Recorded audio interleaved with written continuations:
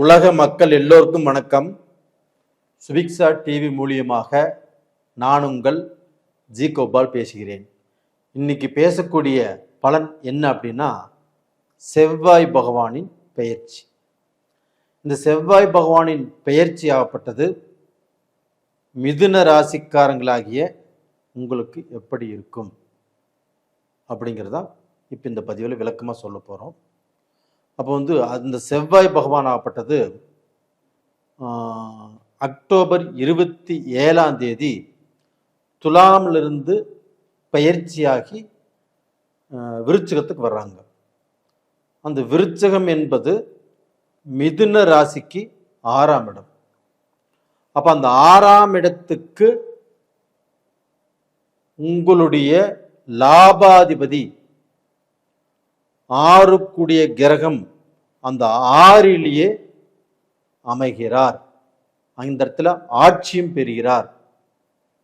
அப்ப 6ஆம் இடத்து அதிபதி 6ஆம் இடத்தில் ஆட்சி பெறுவது மிதுன ராசிக்காரங்களுக்கு யோகமா பாவமா இல்லை பார்த்தீங்கன்னா ஏதாவது கெடுதலா அப்படின்னு கணக்கு போட்டு பார்த்தோம்னா மிதுன ராசிக்காரங்களுக்கு ஒரு யோகம்.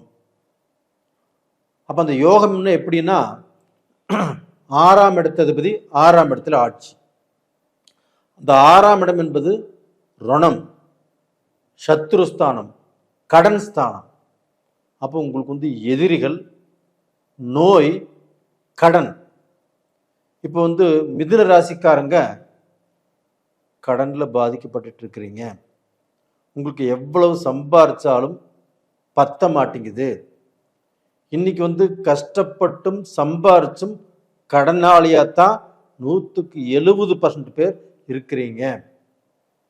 அதுபோக ஒரு சிலர் ஆகப்பட்டது நோய், மருத்துவம் பார்த்துட்டு இருக்கிறீங்க. அதுக்கு எவ்வளவோ செலவு பண்ணியுமே அது தீராமல் இருக்குது. தீர்ந்ததாக இருந்தாலும் அதற்கு பெரிய செலவு. அப்போ பார்த்தீங்கன்னா இந்த ரோகத்தாலையும் இந்த கடனாலையும் எதிர்ப்புகளாலையும் அப்போ மிதுன ராசிக்காரங்களுக்கு பார்த்தீங்கன்னா இன்னைக்கு அவங்களை பார்த்து பொறாமைப்படுறவங்க, அவங்க வளரக்கூடாதுன்னு நினைக்கிறவங்க, இவங்க அழிஞ்சு போகும்னு நினைக்கிறவங்க, இவங்க முன்னேறக்கூடாதுன்னு நினைக்கிறவங்க, இவங்களை சுற்றியே நிறைய பேர் இருக்கிறாங்க. ஆனால் மிதுன ராசிக்காரர்கள் எத்தனை எதிர்ப்புகள் இருந்தாலும், போட்டி பொறாமை இருந்தாலும், இவங்க கிட்ட இருந்து நாம் நல்ல முறையாக சம்பாரித்து நல்ல முறையில் வாழ்ந்து காட்டணும் அப்படிங்கிற வெறியோடு தான் நீங்கள் பாடுபட்டு இருக்கிறீங்க. எனக்கு உண்மை எனக்கு தெரிகிறது. அப்போ அந்த வெறி நம்மளுக்கு பார்த்தீங்கன்னா ஒரு நல்ல முன்னேற்றத்தை கொடுக்குமா, நம்மளுடைய கஷ்டம் தீருமா, நம்மளுடைய பிரச்சனைக்கு வழி கிடைக்குமா அப்படின்னா இந்த பீரியட்ல இந்த 6ஆம் இடத்தில் செவ்வாய் ஆட்சியா இருக்கிறாங்க. இது ஃபர்ஸ்ட் பாயிண்ட் என்னன்னா, உங்களுக்கு எதிரிகள் கண்டிப்பாக எதிரிகளை துவம்சம் பண்ணிடும். உங்களுக்கு எதிர்ப்பே இருக்காது. உங்களை எதிர்க்க வந்தவர்களும் தலதரிச்சு போயிடுவாங்க.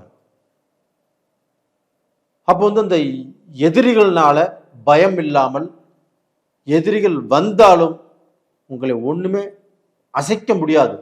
அந்த மாதிரி பொசிஷன்ல இப்ப நீங்க இருக்கிறீங்க. அதனால எதற்கும் பயப்படாதீங்க. அது போக இந்த பீரியட்ல நீங்க உழைக்கலாம். அந்த உழைப்பு ஒட்டும்.